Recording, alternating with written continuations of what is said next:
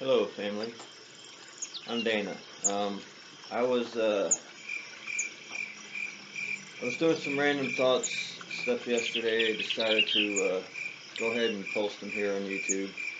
Um, I've got a group that I started over on Facebook called "We Are One, We Are Love Awakened."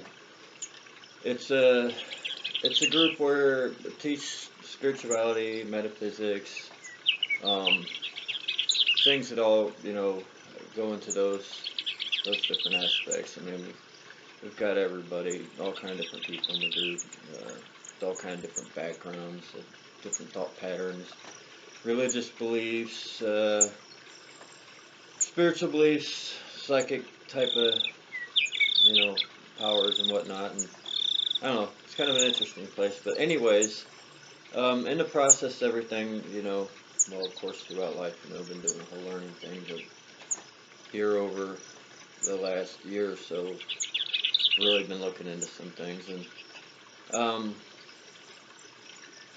that's when I started the group, and now I'm making videos to try and help people, just basic everyday things, from a spiritual perspective, and of course using science with the spiritual perspective, which is why I have thrown the word metaphysics in there, because quite frankly, if you combine the two together, it makes a lot of sense.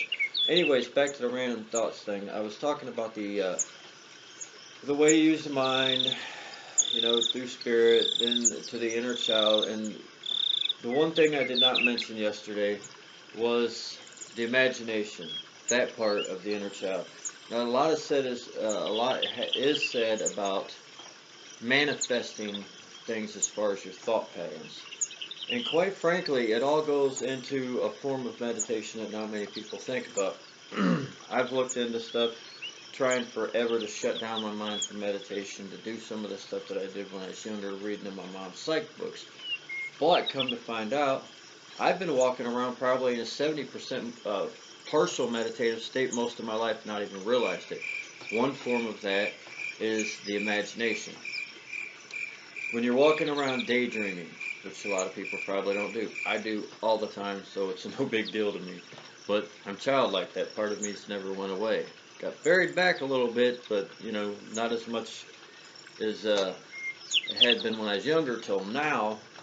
But anyways, that part of you, when you're actually daydreaming, when you're not connecting and clicking with, the so-called real world out there, that is actually a form of meditation.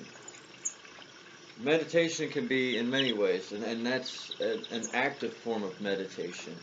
Where you're giving the mind something to do, just like if you go into meditation and you want everything to chill. Well, if your mind's going a million miles an hour, you keep saying chill, chill, it don't chill, well, that's just throwing you off. You can't meditate. Best thing to do is go, okay, breathe. Now you gave your brain something to do. Brain focusing. It's like, oh, okay, let's watch the breath, man. So now you gave the brain something to do. Well, it's the same thing with that. I've found that if you really look at everything from the way that it really is, you being able to project your own reality, everything being vibration, and think along the thought pattern of when you connect with the inner child, you're connecting with spirit. So now you're going from there. That's correcting around a lot of the way things are going to go in your life. And then you start daydreaming. Don't daydream, I want $1 million. No, what if I did this or that?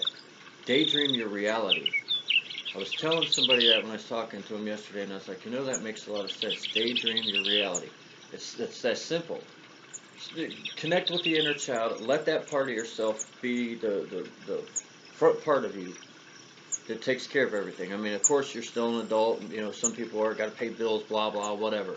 Just do as much of that as you need to, but let the other part of you take over. You know, um, and in doing so, when you connect with that part of yourself and you feel the need to daydream, let yourself do it. I mean, not if you're like driving down the road in a big ass pickup truck or semi truck or something crazy, but when you're at home, or I do it in public, but that's because I'm out walking a lot of times. Everything's right around me, so there's no sense in driving anywhere or taking a bus. I just walk. I'm right in the city. Well, I daydream. I've always done that since I was a little kid. But now I daydream things into reality. I'm not saying that when I go out there everything's going to change because I'm going to think that it's going to change, but slowly everything will change in your mind, the way you perceive stuff and things around you.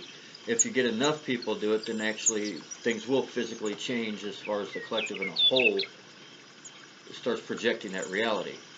It's kind of hard for one person to walk outside and go, I want to make more trees. Well, that'd be nice, but I can't manifest that into existence at this current time. If I figure it out, I'll let everybody know how to do it. But for now, daydream your reality. I swear to God, just do that. If everybody does that, you'll be more happy, and as a collective consciousness as a whole, things will start to get better because everybody will start thinking that way. You know, don't sit there and go, man, this shit sucks, I wish this, I wish that. No, quit wishing. Quit saying things suck. Go, it's gonna be. It is this way. Daydream about that crap. Daydream about the things that you know would be good for your life. You know, that agrees with your soul's path. Think those kind of thoughts when you daydream. And daydream your reality into existence. Peace out. Much love. Talk to y'all later.